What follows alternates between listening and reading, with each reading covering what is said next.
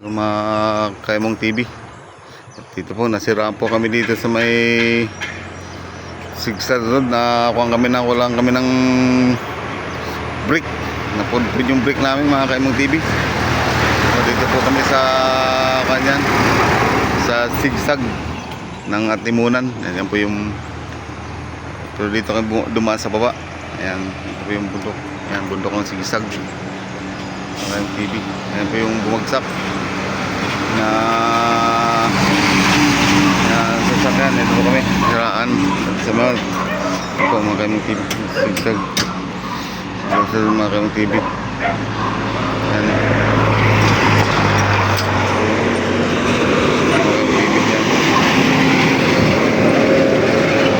matapat po kami dito sa may kuan na to. At ito po sa mga Kaimong TV, yung lalaglag na kuan, lalaglag na wing van.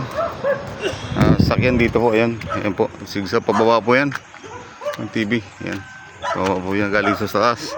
At dito, ayan, tumama po dyan, tumama po dito,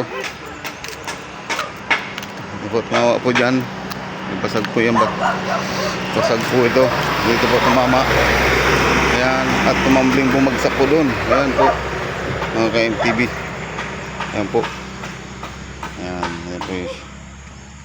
Ayan ang TV, yan po. Yan, yan. So, yan. Ito naman dito. Yan po isa. At ito naman kami dito. Yan, dito po sa sakyan namin na pampo kami dito. Nawalan po kami ng brake. Nawalan kami ng brake dito. Last do sa madaling araw. Ang TV at ito ginagawa na. Yan. Ito Sigsag. Yan, papuntang Bicol. Ito naman papuntang Maynila. Yan. Dito na kami, ng TV. Ayan po, may nakuha na kaming gagawang mekaniko ng aming brake. Ayan po, ginagawa po mga Kaimong TV.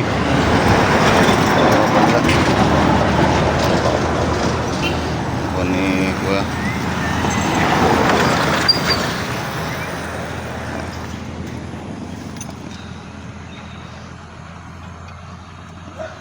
Ginagawa po.